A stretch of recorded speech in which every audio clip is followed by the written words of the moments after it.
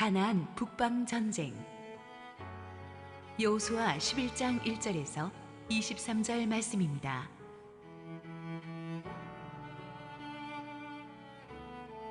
하솔 왕 야빈이 이 소식을 듣고 마돈 왕 요박과 시므론 왕과 악사 왕과 및 북쪽 산지와 긴네롯 남쪽 아라바와 평지와 서쪽 돌의 높은 곳에 있는 왕들과 동쪽과 서쪽의 가나안 족속과 아모리 족속과 헷 족속과 브리스 족속과 산지의 여부스 족속과 미스파 땅 헤르몬 산 아래 히위 족속에게 사람을 보내매 그들이 그 모든 군대를 거느리고 나왔으니 백성이 많아 해변에 수많은 모래 같고 말과 병거도 심히 많았으며 이 왕들이 모두 모여 나와서 이스라엘과 싸우려고 메론 물가에 함께 진쳤더라. 여호와께서 여호수아에게 이르시되 그들로 말미암아 두려워하지 말라. 내일 이맘때에 내가 그들을 이스라엘 앞에 넘겨주어 몰살시키리니 너는 그들의 말 뒷발의 힘줄을 끊고 그들의 병거를 불사르라 하시니라. 이에 여호수아가 모든 군사와 함께 메론 물가로 가서 갑자기 습격할 때에 여호와께서 그들을 이스라엘의 손에 넘겨주셨기 때문에 그들을 격파하고 큰 시돈과 미스로봇 마임까지 추격하고 동쪽으로는 미스바 골짜기까지 추격하여 한 사람도 남기지 아니하고 쳐 죽이고 여호수아가 여호와께서 자기에게 명령하신 대로 행하여 그들의 말 뒷발에 힘줄을 끊고 그들의 병거를 불로 살랐더라. 하솔은 본래 그 모든 나라의 머리였더니 그때에 여호수아가 돌아와서 하솔을 취하고 그 왕을 칼날로 쳐 죽이고 그 가운데 모든 사람을 칼날로 쳐서 진멸하여 호흡이 있는 자는 하나도 남기지 아니하였고 또 하솔을 불로 살랐고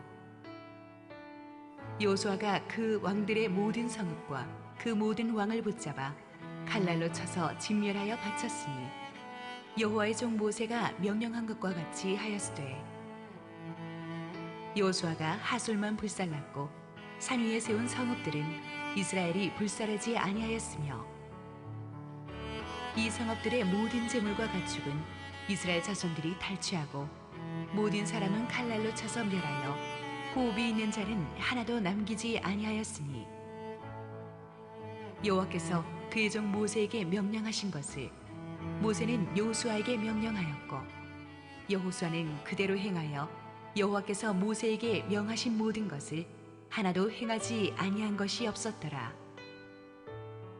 여호수아가 이같이 그 온 땅 곧 산지와 온 네겝과 고센 온 땅과 평지와 아라바와 이스라엘 산지와 평지를 점령하였으니 곧 세일로 올라가는 한락산에서부터 헤르몬 산 아래 레바논 골짜기의 바알갓까지라.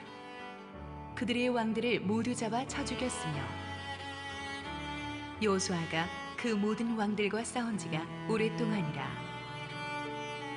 기브온 주민 히위 족속 외에는 이스라엘 자손과 화친한 성읍이 하나도 없고 이스라엘 자손이 싸워서 다 점령하였으니 그들의 마음이 완악하여 이스라엘을 대적하여 싸우러 온 것은 여호와께서 그리하게 하신 것이라. 그들을 진멸하여 바치게 하여 은혜를 입지 못하게 하시고 여호와께서 모세에게 명령하신 대로 그들을 멸하려 하심이었더라. 그때 여호수아가 가서 산지와 헤브론과 드빌과 아납과 유다 온 산지와 이스라엘의 온 산지에서 아낙 사람들을 멸절하고 그가 또 그들의 성읍들을 진멸하여 바쳤으므로 이스라엘 자손의 땅에는 아낙 사람들이 하나도 남지 아니하였고 가사와 가드와 아스도세만 남았더라. 이와 같이 여호수아가 여호와께서 모세에게 말씀하신 대로 그 온 땅을 점령하여 이스라엘 지파의 구분에 따라 기업으로 주매 그 땅에 전쟁이 그쳤더라. 할렐루야. 우리 하나님께 감사와 영광의 박수 올려드리겠습니다. 우리 함께 기도하시고 말씀 보겠습니다. 사랑하는 아버지, 은혜 감사합니다. 오늘도 주의 은혜의 말씀으로 살아날 것을 기대합니다. 부족한 종은 감추시고 오직 주의 말씀만을 선포하시옵소서. 예수님 이름으로 기도했습니다. 아멘. 지난주에 우리는 여호수아의 군대가 태양을 붙들어 주시는 하나님의 기적 같은 도우심으로 말미암아 가나안 남부 연합군을 완전히 격파하는 놀라운 승리의 현장을 함께 살펴보았습니다. 그런데 이제 연이어서 남부 연합군보다 훨씬 강한 상대인 북부 연합군과의 전쟁이 시작되었습니다. 이 월드컵 같은 이 토너먼트전 큰 대회도 보면은 강한 상대를 꺾고 올라가면 그보다 더 센 상대가 또 와서 기다리고 있죠. 영적 전쟁이라는 것이 항상 그런 것 같습니다. 산 넘어 산이 아니라 산 넘어 더 큰 산이 나옵니다. 여호수아도 정말 만만치 않은 갈수록 더 세워지는 상대를 맞이해야만 했습니다. 그러나 상대가 강해질수록 우리 하나님이 부어주시는 능력도 더 강해주심을 믿으십시오. 두려워하지 마시고 강하고 담대하십시오. 여호수아가 이끄는 이스라엘군이 가나안 남부 지역을 평정했다는 소문이 가나안 전역으로 번져나갔습니다. 그랬더니 이 북부 지방의 모든 국가들이 또 남부처럼 하나로 결집해서 동맹을 맺었습니다. 1절부터 4절까지 읽으시겠습니다. 하솔왕 야빈이 이 소식을 듣고 마동왕 요압과 시므론 왕과 악삽 왕과 및 북쪽 산지와 긴네론 남쪽 아라바와 평지와 서쪽 돌의 높은 곳에 있는 왕들과 동쪽과 서쪽의 가나안 족속과 아모리 족속과 헷 족속과 브리스 족속과 산지의 여부스 족속과 미스바 땅 헤르만산 아래 히위 족속에게 사람을 보내매 그들이 그 모든 군대를 거느리고 나왔으니 백성이 많아 해변에 수많은 모래 같고 말과 병거도 심히 많았으며. 하솔왕 야빈을 중심으로 맺어진 북부 동맹의 나라들은 굉장히 강대했습니다. 군사적으로 숫자가 바다의 모래처럼 많았다고 하는데 전문가들은 그 당시 적어도 북부 동맹군 연합군이 30만 이상의 보병과 10,000명 이상의 기병대 그리고 2만 대의 그 전차를 보유하고 있었을 것이라고 추정합니다. 특히 북부 동맹은 가나안 남부 연합군이 갖고 있지 않았던 말과 병거, 전차대를 보유하고 있었는데 고대 중동에서는 애굽을 비롯한 몇몇 강대국들만 가지고 있던 최첨단 무기입니다. 이 가공할 무기인 말과 병거를 많이 보유한 수십만의 대군이었어요. 그러니까 이런 말과 병거도 없고 훈련된 정예병도 아니고 수적으로도 불리한 여호수아 군대에게는 정말 두려움의 대상일 수밖에 없었습니다. 그런데 지난주와 마찬가지로 이 가나안 북부 연합군이 크게 이렇게 세를 과시했지만 전략적으로 굉장히 어리석은 수를 두었습니다.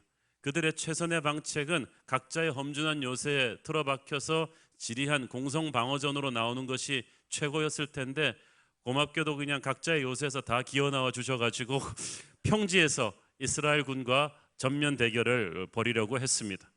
이것은 이들을 한꺼번에 쉽게 괴멸시키기 위한 하나님의 축복이었던 거예요. 그래서 겉으로 보기에는 이 연합군이 굉장한 세력을 형성했지만 그것은 오히려 하나님의 섭리에 의한 그들을 한꺼번에 괴멸시키기 위한 하나님의 은혜였습니다. 하나님께서는 악한 자들의 음모도 다 하나님의 손 안에서 하나님의 백성을 돕는 도구로 역이용하십니다. 시편 2편 1절부터 4절까지를 보십시오. 어찌하여 이방 나라들이 분노하며 민족들이 헛된 일을 꾸미는가? 세상의 군왕들이 나서며 관원들이 서로 꾀하며 여호와와 그의 기름 부은 자 받은 자를 대적하며 우리가 그들의 맨 것을 끊고 그의 결박을 벗어버리자 하는도다. 하늘에 계신 이가 웃으시며 주께서 그들을 비웃으시리로다. 이러한 사실이 가장 뚜렷하게 드러난 사건이 바로 그리스도의 십자가 사건이죠. 평소 연합하지 않던 무리들이 예수님을 십자가에 못 박기 위해서 다 뭉쳤잖아요. 사두개인, 바리새인, 유대 왕 그리고 빌라도 로마 군대까지 다 합쳐가지고 연합 전선을 결성해가지고 마귀의 사주를 받아서 주님을 십자가에 못 박았습니다. 그러나 하나님께서는 이 십자가를 통해서 오히려 마귀의 권세를 꺾으시고 주님은 부활 승천하셔서 모든 어둠의 권세를 초토화시키는 능력이 되셨어요. 그러므로 여러분 문제들이 한꺼번에 몰려와도 두려워하지 마십시오. 그 문제들을 한꺼번에 해결하시려는 하나님의 은혜의 대반전이 시작될 줄로 믿으십시오. 그렇게 믿고 승리를 선포하는 것입니다. 여호수아는 지난번 남부연합군과의 전쟁에 이어서 다시 한번 적의 허를 찔렀습니다. 5절 읽습니다. 이 왕들이 모두 모여 나와서 이스라엘과 싸우려고 메롬 물가에 함께 진쳤더라. 메롬은 높은 곳의 물이란 뜻으로 실제로 이 호수는 이 지역에서 가장 높은 곳에 위치한 내륙 호수입니다. 그러면서도 평평한 평원이 붙어서 그들의 주무기인 말과 병거, 그러니까 전차대를 쫙 주차하기에는 굉장히 적합했지만 주변 지역들은 많은 산과 늪들로 이루어져 있습니다. 병법을 조금이라도 아시는 분들은 이렇게 산과 늪에서 공격하기가 쉽고 평지에다가 뒤에 물을 두고 치는 배수진을 치고는 진을 잘 구축하지 않아요. 기습 병력에게 급습을 받으면은 빼도 박도 못하고 그냥 전멸당할 수도 있는 상황인데 그들이 이토록 자신만만하게 이 메론 물가에다가 군사 본영을 설치한 이유는 첫째, 이스라엘을 너무 무시했기 때문이고, 둘째, 지금 이스라엘이 있는 길갈 군영은 적어도 일주일은 걸려야 행군에 올 수 있는 먼 곳이었기 때문에 설마 여기까지 이렇게 빨리 오려는 그들의 방심 때문이었습니다. 그래서 그들은 메론 물가에다가 본영을 구축하고 좀 여유를 가지면서 연합군 부대도 편성하고 시간을 벌어서 요단 골짜기로 한꺼번에 내려와서 길갈 본영에 주둔하고 있는 여호수아 군대를 공격할 작정이었습니다. 그런데 그것은 평범한 적을 상대로 싸울 때 얘기고, 여호수아 같이 지략과 용기가 뛰어난 장군을 상대로 싸울 때는 전혀 그런 방심을 하면 안 되죠. 여호수아는 길갈에서 기다리고 있지 않았습니다. 이미 여호수아의 본대는 갈릴리 북쪽 언덕을 타고 이 메론 물가로 며칠째 전진해 오고 있었던 거예요. 지난번 남부연합군을 무너뜨릴 때도 그랬지만 여호수아는 적이 공격해 오기를 기다리지 않았습니다.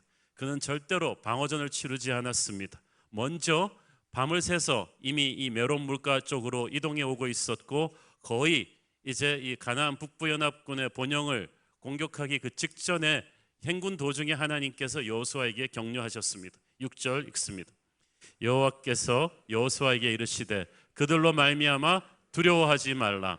내일 이맘때에 내가 그들을 이스라엘 앞에 넘겨주어 몰살시키리니 너는 그들의 말 뒷발에 힘줄을 끊고 그들의 병거를 불사르라 하시니라. 내일 이맘때라 그런 걸 봐서 이미 일주일 걸려오는 거리를 이미 여호수아의 군대는 거의 다 온 거예요. 그래서 하루를 남기고 하나님께서 격려의 말씀을 주십니다. 밤을 달아와서 이제 공격만 남았지만 여호수아에게도 조금의 두려움이 있었나 봐요. 그랬더니 하나님께서 전투 직전에 격려하신 것입니다. 내가 그들을 너의 손에 넘겨줄 것이다. 싸우는 게 네가 싸우는 것 같지만 실은 내가 너를 통해서 싸울 것이니 두려워하지 말라. 여호수아가 이 말씀을 듣고 용기가 100배로 솟구쳤어요. 참 여호수아에서 보면은 하나님이 두려워하지 말라, 내가 너와 함께 할 것이니란 말씀을 굉장히 자주 하세요.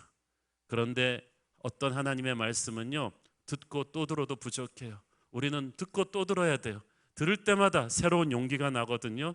내가 너를 사랑한다, 내가 너와 함께 한다, 두려워하지 말라, 내가 너와 함께 할 것이다. 이 말을 우리도 듣고 또 들어야 되는 줄로 믿습니다. 어려운 일을 당할 때마다 여러분은 이 말씀을 붙잡고 스스로에게 선포하십시오.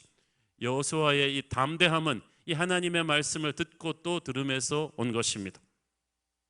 7절 8절 읽습니다. 이에 여호수아가 모든 군사와 함께 메론 물가로 가서 갑자기 습격할 때에 여호와께서 그들을 이스라엘의 손에 넘겨주셨기 때문에 그들을 격파하고 큰 시돈과 미스르봇 마임까지 추격하고 동쪽으로는 미스바 골짜기까지 추격하여 한 사람도 남기지 아니하고 쳐 죽이고. 대단한 전투가 벌어졌습니다. 여기서 갑자기 그들을 습격했다고 되어 있는데 히브리어는 그야말로 눈 깜빡할 사이에 허를 찔렀다는 뜻입니다. 상대는 전혀 예측하지 못한 타이밍에 여호수아 군대의 기습을 받았습니다. 실제로 병력이 적은 쪽이 이렇게 큰 쪽을 이렇게 담대하게 기습하는 경우는 전혀 없었습니다. 그들은 이런 담대한 군대를 한 번도 만나본 적이 없었습니다. 실제로 제가 지도로 보여드리겠습니다. 아까 말씀드렸지만 이스라엘이 지금 진치고 있는 길갈에서 이 메롬까지가 가까운 거리가 아닙니다. 남부 연합군을 평정할 때 그 길갈에서 기브온 예루살렘 바로 옆까지 가는데 40km였어요. 여기서부터 여기까지. 이게 하룻밤에 갔는데 길갈에서 메롬까지는 척 보시면 몇 배 거리죠. 전문가들은 닷새 이상은 밤새 행군해야 가는 거리라고 합니다. 그래서 이곳에 본영을 구축해 놓고 가나안 연합군이 마음 놓고 있었을 때 닷새 무서운 스피드로 행군해 가서 이 메롬을 딱 공격한 거예요. 그래서 정말 적은 급습을 받았습니다. 항상 그랬듯이 여호수아는 절대 방어전을 치르지 않았습니다. 적과 전투에서 망설이지 않았습니다. 적이 공격해 오려는 낌새를 보이자마자 여호수아는 기다리지 않고 가서 적의 본용을 친 거예요. 우리가 항상 공격하는 군대라고 했죠. 우리는 방어하는 군대가 아닙니다. 한국 교회가 여기가 위기다 저기다 위기다 자꾸 급한데 불만 끄는 데 같은 것이 아니라 좀 더 공격적으로 전도하고 선교하는 그런 목회를 해야 될 줄로 믿습니다. 지난 3일 동안에 제가 조금 바빴습니다. 매일 우리 야외 그 외부 집회를 했는데 3일 전에 처음으로 간 곳은 우리 충남 계룡도에 있는 우리 육해공군 본부교회에서 우리 공군 전국 공군 연합 집회를 한 거예요. 연합 집회를 했는데 거기서 공군 집회를 했는데 육군 군목 총괄하는 관계자도 서울에서부터 뛰어오셨어요. 왜 공군만 하느냐고. 그러면서 그분한테 제가 설명을 들었는데 우리 군에 1000개 이상의 교회가 있는데 거기를 섬기는 육해공군 군목분들이 265명이라고 합니다. 그런데 그 티오가 점점 줄어들고 있대요. 병력도 감축되고 있지만 이 현재 시범 중인 평일 병사 외출이 내년부터 전면 시행되면 주말에 병력들이 많이 빠진다는 거예요. 그러면은 군대 교회가 굉장히 운영이 어려워져요. 게다가 사병 월급이 현 40만 원대인데 70만 원까지 오른대요. 그러면은 우리 피 끓는 젊은이들이 돈 생기고 시간 생기면 뭐 할까요? 그러니까 앞으로 이 군대 교회가 굉장히 힘들어지는데 이게 왜 위기냐 하면 지금 우리나라 대학가 전도율은 복음화율은 3%가 안 됩니다. 그런데 군은 아직도 49%입니다. 종교를 가지면 거의 기독교예요. 그렇게 많이 세례를 받는데 세례를 받은 사람들이 AS가 안 돼요. 저는 그래서 우리나라 젊은이 다음 세대 복음화의 마지막 보루가 군선교라고 생각하는데 이 황금어장이 언제까지 열려 있지 않을 것이라는 거예요.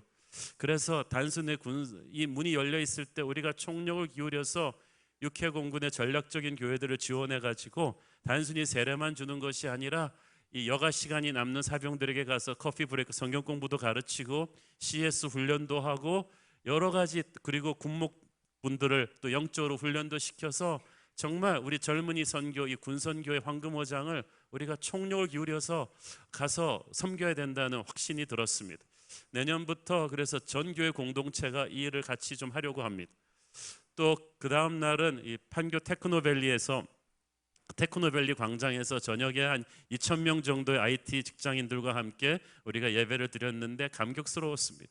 우리 교회 전도팀과 중보기도팀도 함께 가서 안내하고 기도하면서 했는데 정말 이 판교 테크노밸리가 앞으로 한국의 실리콘밸리 같은 수많은 젊은 IT 직장인들이 있는데 평균 연령이 20, 30대예요. 거기도 수많은 예수님을 모르는 젊은이들이 있기 때문에 여기에 가서 예배를 드리니까 또 교회에서 예배 드리는 것과는 또 느낌이 달라요. 저는 앞으로도 우리 교회가 이런 영적인 야성을 가지고 교회 안에 들어오기까지 기다릴 것이 아니라 세상 한가운데로 가서 이 복음의 메시지를 전하는 그런 공격적인 전도와 선교를 하는 교회가 되었으면 좋겠습니다. 여호수아는 먼저 가서 이 적을 공격했죠. 그러면서 하나님께서 여호수아에게 하신 중요한 명령이 있어요. 9절 읽습니다. 여호수아가 여호와께서 자기에게 명령하신 대로 행하여 그들의 말 뒷발의 힘줄을 끊고 그들의 병거를 불로 살랐더라. 자, 아까 말과 병거가 그 당시 고대 모든 중동 강대국들이 갖고 싶어하던 첨단 무기라 그랬죠. 그래서 항상 전쟁을 하면은 상대 병사는 죽여도 말과 병거는 될 수 있도록 그냥 확보했어요. 그대로 자기 아군의 전략 자산이 되기 때문입니다. 그런데 하나님께서는 그 귀한 무기들을 다 파괴시키라는 거예요. 왜 그렇습니까? 이스라엘이 하나님을 신뢰하지 않고 가나안의 이 전쟁 무기들을 신뢰하며 살까 봐 하나님께서 미리 경고하신 것입니다. 역사를 보면 하나의 제국이 다른 제국을 멸망시키고 들어서면은 뭐 새로운 거 할 것 같지만 똑같은 행위를 답습하다가 똑같은 방식으로 타락해서 무너지는 것을 볼 수가 있습니다. 가나안 땅도 그랬어요. 수많은 전쟁을 통해서 오늘은 이 부족, 내일은 이 부족이 그 땅의 주인이 되었지만 그 땅의 주인이 되고 나서 하는 건 똑같았어요. 다 우상 숭배하고 폭력적이고 음란하고, 하나님께서는 이스라엘이 그런 악순환을 반복하는 명패만 바꿔다는 그런 가나안의 새 주인이 되기를 원치 않으셨어요. 하나님께서는 가나안의 무기들을 다 파괴시키게 하면서 이스라엘에게 말씀하고 계셨던 것입니다. 너희들은 가나안 민족들과 다르게 살아라. 말과 병기 같은 가나안의 무기들을 가지고 있으면 너는 하나님 대신 그것들을 의지하게 될 것이고 또 그것들을 가지고 약한 이웃을 괴롭히며 살 것이다. 그러므로 너희게 되면 너희가 멸망시킨 가나안 민족과 너희가 다를 것이 무엇이냐? 너희는 다르게 살아라. 거룩하게 살아라. 오직 하나님만 의지하고 살아라. 세상과 똑같은 방법이 아닌 하나님의 방법으로 승리해라. 이 약속의 땅은 거룩하게 경영해야 한다. 이 메시지예요. 가나안 정복 전쟁은 침략전도 방어전도 아닌 하나님의 심판을 대항하는 거룩한 전쟁이었습니다. 가나안 부족들은 평화롭게 그곳에서 살아온 순진한 백성들이 아니었습니다. 끝없는 전쟁과 우상 숭배와 음란 행위와 이런 것들을 일삼는 죄 많은 무리들이었어요. 하나님의 비전의 땅으로 역사를 바꾸실 그 은혜의 땅을 그토록 죄 많은 무리들이 경영하도록 내버려 두실 수가 없어요. 그래서 그들을 내쫓고 이스라엘 백성을 들이셨는데 신명기에 보면 하나님께서는 경고하십니다. 하나님의 백성들이라고 하는 너 이스라엘도 만약에 그 땅에서 똑같은 죄를 지으면 내가 그 땅에서 너희들을 내쫓을 것이다. 여러분, 축복을 달라고만 하지 말고 우리가 축복을 담을 깨끗한 그릇이 되어야 합니다. 약속의 땅에 들어가는 것 이상으로 중요한 것은 약속의 땅을 거룩하게 경영하는 거예요. 우리는 어떤 자리에 오르고 약속의 땅에 들어가게 되면 이제 다 된 것이라고 생각하는데 이 차지한 약속의 땅을 가나안 부족의 무기로 경영하지 말아야 됩니다. 세상의 무기로 지키지 말아야 해요. 악한 역사를 반복하지 않으려면 우리는 새롭게 이 땅을 경영할 것입니다. 시편 20장 7절 시작. 어떤 사람은 병거, 어떤 사람은 말을 의지하나 우리는 여호와 우리 하나님의 이름을 자랑하리로다. 아멘. 약속의 땅에서 하나님을 자랑하고 하나님을 의지하며 거룩하게 그 땅을 경영하는 여러분 되기를 축원합니다. 10절 12절 또 읽습니다.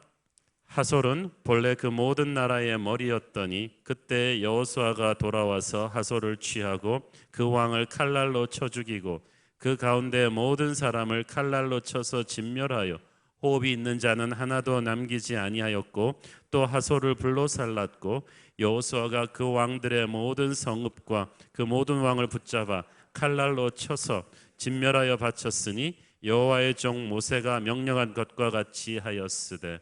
자, 지도를 또 보시겠습니다. 가나안 북부 동맹의 사령부 역할을 했던 하솔은 갈릴리 호수에서 북쪽으로 약 14km 정도 떨어진 곳에 있는 성읍인데 이 하솔은 모든 나라의 머리라는 뜻입니다.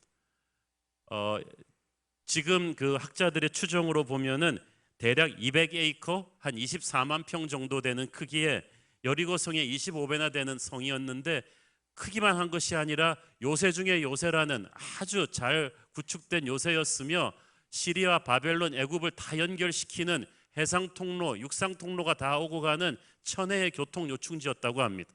그래서 가나안 모든 북부 동맹의 핵심이었어요. 그래서 부강한 나라가 됐어요. 게다가 그곳을 다스리는 하솔 왕 야빈은 지식 있는 자라는 뜻의 이름을 가진 세상적으로 아주 뛰어난 군주였습니다.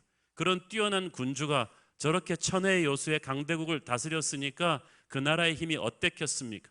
거의 한 번도 침략 당해본 적이 없는 무적의 국가였는데 하나님을 대적하기로 마음먹는 그 순간 그 나라는 순식간에 멸망당하고 말았습니다. 여러분, 하나님 없이 쌓아 올린 세상의 권세를 두려워하지 마십시오. 하나님은 그들의 모략을 어리석게 하실 것입니다. 가나안 북부 전쟁 때 이 하솔만은 여호수아가 아주 철저하게 파괴했습니다. 하솔을 파괴함과 동시에 가나안 남부 전쟁 때도 그랬지만은 가나안 북부의 모든 성들을 다 소탕합니다. 영적인 전쟁에서도 이것이 중요합니다. 겉으로 드러난 현상만 제거하면 안 되고요. 뿌리까지 완전히 제거해야지, 그래야 다시 악이 싹을 틔우지 못합니다. 미국의 그 교회 부흥사를 보면은 참으로 안타까운 장면이 몇 번 나오는데, 엄청난 부흥운동이 휩쓸고 지나간 뉴 브룬스윅 같은 지역이 그 후에 이단들이 튀어나왔다는 거예요. 왜 그렇게 됐느냐? 부흥이 지나갔을 때 많은 결신자가 나왔지만 교회들이 그들을 데리고 제자 훈련을 시키고 확실하게 마무리를 해서 악의 그 잔당을 다 소탕하지 못한 거예요. 확실하게 하나님의 교회를 든든하게 세워놓지 못하니까 진드기처럼 다시 살아나가지고 다시 악한 세력이 번성하게 됐어요. 여러분, 영적 전쟁은 마무리가 중요합니다. 사람들은 겉에 보이는 살인만 안 하면 된다고 생각했지만 예수님은 형제를 미워하는 마음까지도 제거하지 않으면 아무 소용이 없다고 하셨어요. 악의 뿌리까지 다 제거하라는 거예요. 여러분, 눈에 보이는 것만 가지고는 믿어서는 안 돼요. 교회도 눈에 보이는 것만 거룩하고 나이스해서는 안 돼요. 곳곳에 숨어있는 우리가 보지 못하던 악한 마귀가 기생할 수 있는, 빌미를 줄 수 있는 모든 것들을 우리는 늘 깨어 기도하면서 드러내고 깨끗하게 정화해야 될 줄로 믿습니다. 여호수아의 가나안 정복 전쟁은 쉽게 오지 않았습니다.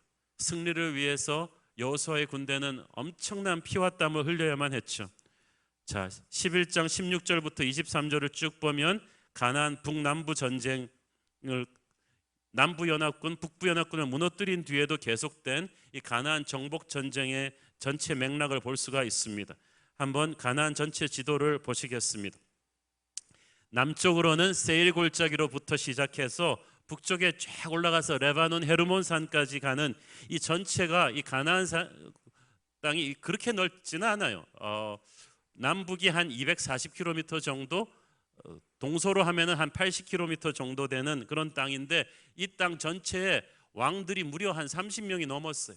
그래서 여호수아가 남부 연합군과 북부 연합군을 괴멸시킨 뒤에도 왕들과 요새들과 나머지 정규군들을 하나하나 부수는데 무려 7년이 걸립니다. 쉬운 전쟁 아니었습니다. 분명히 하나님이 약속하셨고 하나님이 함께 하셨지만 여호수아의 군대가 정말 수고해야만 됐어요. 여호수아의 군대는 길갈에 군영을 설치하고 항상 그곳에서 들어가고 나갔습니다. 우리 같았으면 하솔 같은 엄청나게 좋은 도시를 점령했으면, 와, 여기 에어컨도 되고 너무 시설이 좋은데 사령부 일로 옮기자. 근데 하나님이 그렇게 하지 않으셨어요. 아니야, 너희들은 길갈에 군영을 설치하고 있어. 타락시킬까 봐. 우리도 그렇습니다. 우리는 세상 속에서 문화재 같은 거대한 하솔 같은 데 자리 잡으면 안 되고요. 우리는 군영에 있어야 돼요. 그러면서 끊임없이 영적인 긴장 상태를 늦추지 말고 이 전쟁을 끝까지 가야 되는 거예요. 7년 정복 전쟁 동안 여호수아는 승리하고 있었지만 승리하는 군대도 피곤하기 마찬가지입니다. 전우들이 옆에서 죽는 걸 봐야만 했을 거예요. 굶주리고 목마렸겠지만 이 승리를 얻기 위해서 그들은 피 흘리고 땀 흘려야만 했습니다. 예수님께서 우리에게 십자가 구원을 주시기 위해서 우리에게는 공짜지만 그 은혜는 예수님에게는 공짜가 아니었습니다. 주님 이 땅에 계셨을 때 참으로 많은 고난을 겪으셨습니다. 수많은 사람들에게 반대와 핍박을 당하셨고 40일 금식하신 채로 마귀의 공격을 받아치면서 승리하셨고, 십자가에 못 박히시기 전에 그 가시면류관의 고통을 감내하시고 겟세마네 동산에서는 땀을 피같이 흘리시며 기도하셨습니다. 그 예수님의 피와 땀이 모여서 우리의 십자가 구원을 주신 줄로 믿습니다. 그러므로 그 주님을 따라가는 우리 주님의 군대들은 어떠해야겠습니까? 쉽게 살면 안 되겠죠. 우리에게 오는 그런 고난과 영적인 공격 당연한 것입니다.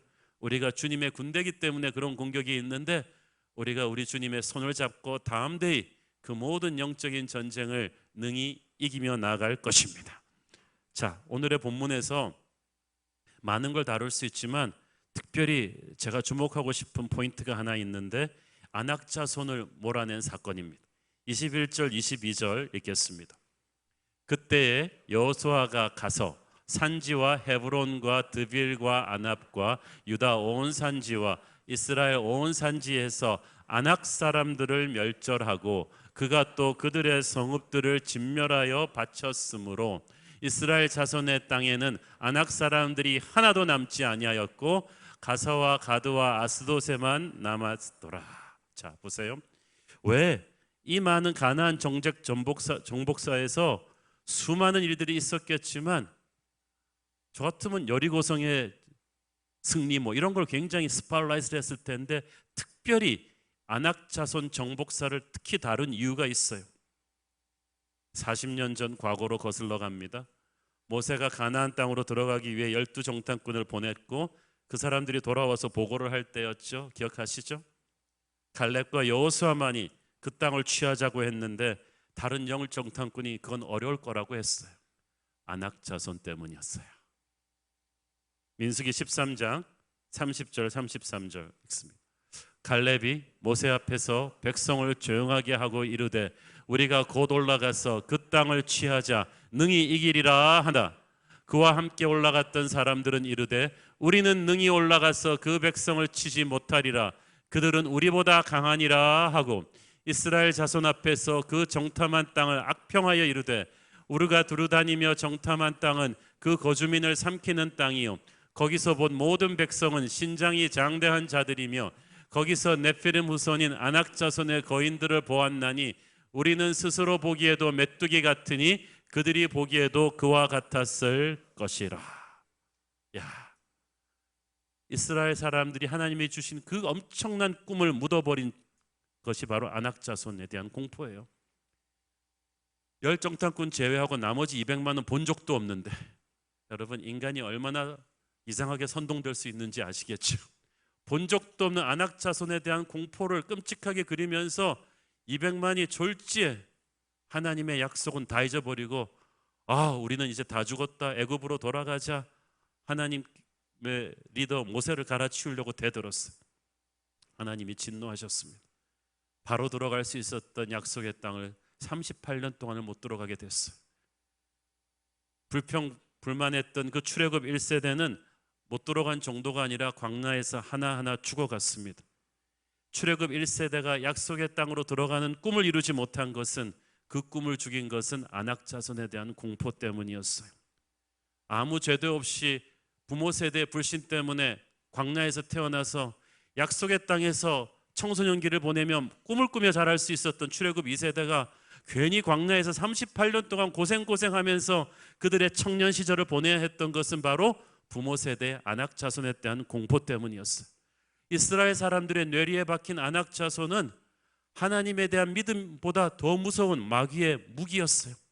이스라엘 사람들을 억누르는 무서운 영적인 종양 같은 것이었어요. 그래서 여호수아서에서 반드시 아낙 자손을 괴멸시킨 얘기가 들어가야 되는 거예요. 지금 이 여호수아서는요, 여호수아 죽고 나서 쓰여진 책이거든요. 여호수아의 세대가 다 죽고 나서 그 다음 세대가 일어섰을 때 그들에게 쓴 책이에요. 그래서 그들로 하여금 하나님께서 얼마나 놀라운 분인가를 각인시키기 위해서 쓴 책이란 말이에요. 너희들은 그런 자랑스러운 조상의 후예들이다. 너희들의 부모의 부모 세대가 그토록 두려워하던 아낙 자손, 싸워보지도 못하고 겁부터 먹었던 아낙 자손, 그들의 두려움 때문에 너희들의 할아버지 세대는 좋은 날이 오는 걸 보지 못하고 광야에서 다 죽게 만들었던 그 아낙 자손, 그 공포의 아낙 자손을 하나님이 멸망시키셨다. 너희들은 그것을 잊지 말아라. 그래서 아낙 자손을 이긴 사건은 그렇게 놀라운 거예요. 사랑하는 성도 여러분, 여러분의 인생에도 아낙 자손 같은 존재들이 있지 않았습니까? 오랜 세월 여러분의 인생에서 극복하지 못했던 어떤 장벽이에요. 아니, 여러분이 아니라 여러분 부모 세대 때부터 극복하지 못했던 어떤 거예요. 집안마다 그런 게 있어요. 어떤 집안은 이 술이 아낙 자손이에요. 아버지가 술 때문에 그렇게 가산을 탕진하고 아내를 때리고 그렇게 가정을 무너뜨렸는데도 그걸 보고 자란 아들도 또 술 중독에 빠져가지고 끊지를 못해요. 어떤 집안은 음란이 가득 잡은 집안이 있어요. 계속 부모 세대, 그전 세대부터 막 불륜이 그 집안에서 끝없이 일어나요. 이걸 끊지를 못해요. 어떤 집안은 가난이 끝없이 반복이 돼요. 끝없이 그 집안을 누르고 있는 거예요.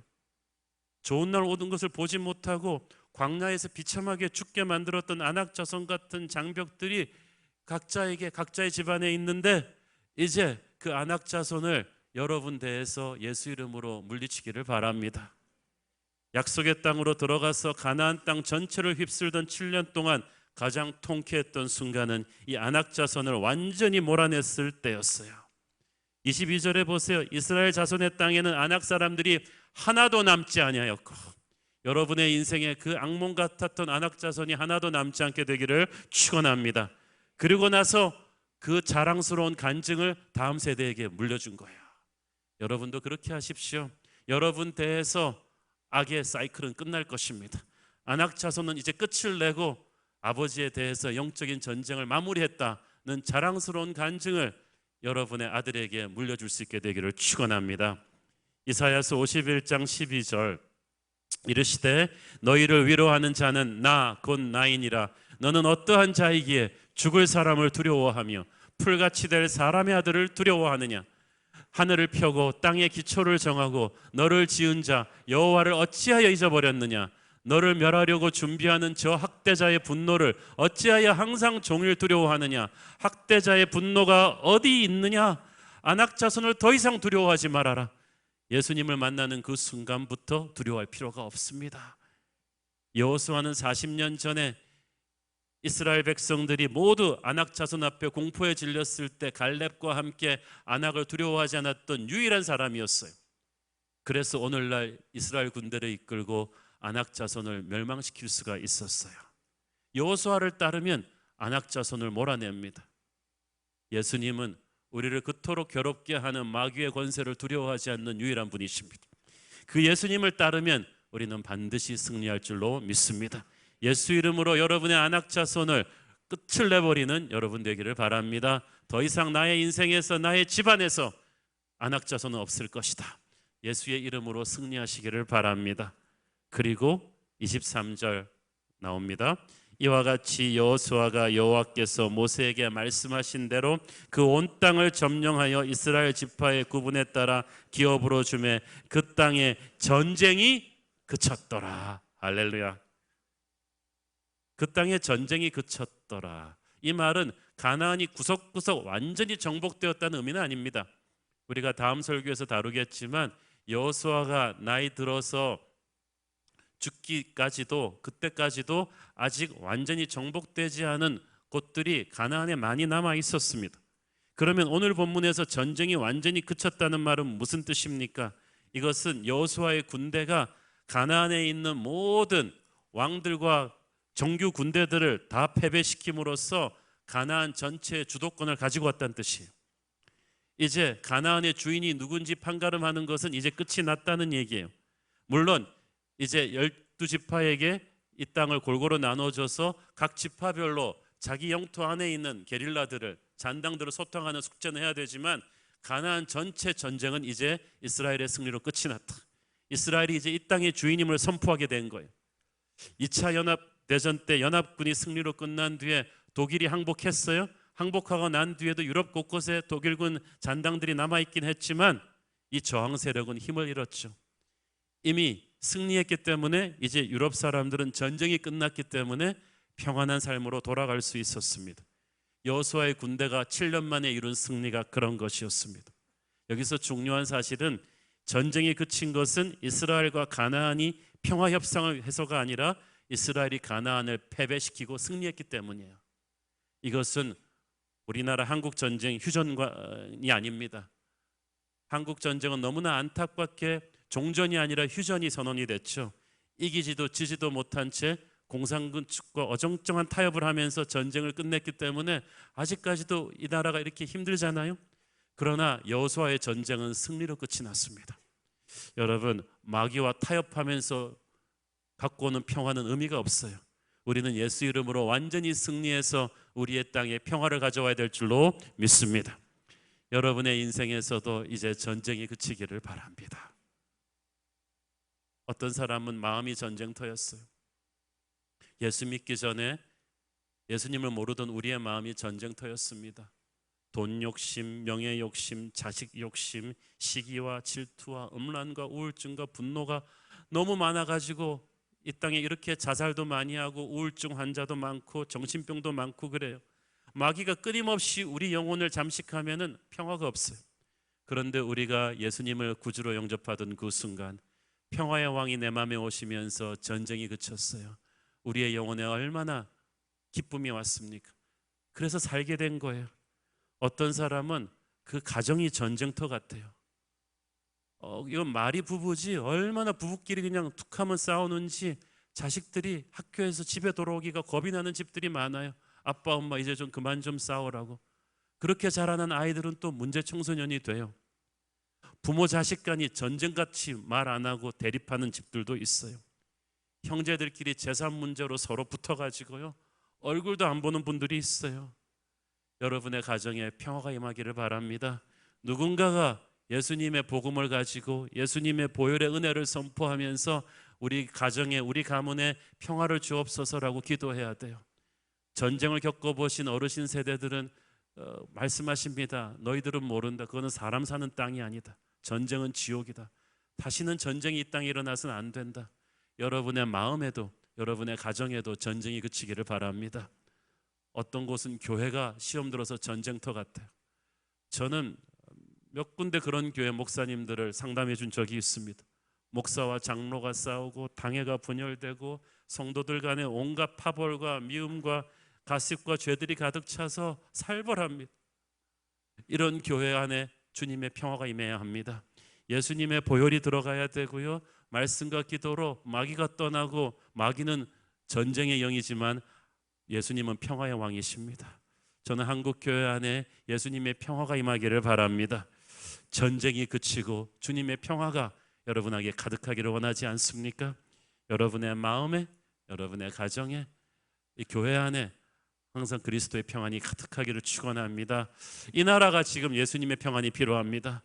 나라가 너무, 국민들끼리 너무 갈라지고 싸우고, 진보와 보수와 가진 자와 가지지 못한 자와 동과 서와 너무나 많이 대립되고 분열되고 있어요. 위정자들은 나라를 화합시키는 게 아니라 더 가르고 있는 것 같아요. 이 나라를, 평화를 가져오실 분이 예수님 말고 누가 있습니까? 나라의 장래가 걱정된다면 전도합시다. 예수님을 전합시다. 예수님의 보혈이 이 땅에 임해서 이 찢기고 갈라진 이 나라가 예수의 평화로 가득하기를 축원합니다. 예수님이 다스리시는 곳에 평화가 임할 줄로 믿습니다. 기도하겠습니다. 주님 은혜 감사합니다. 7년의 정복 전쟁이 여호수아의 담대한 군대를 통해서 승리로 끝났음을 감사합니다. 우리 주님께서 싸우신 전쟁이고 승리하신 전쟁입니다.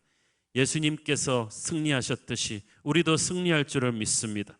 전쟁 같았던 우리의 인생도 예수님을 만나서 이제 전쟁이 그칠 것을 믿습니다. 우리의 가정에도 이제 전쟁이 그치고 평화가 올 것을 믿습니다. 이 나라 이 민족 안에도 이제 평화가 오게 하여 주옵소서. 예수님 이름으로 기도했습니다. 아멘.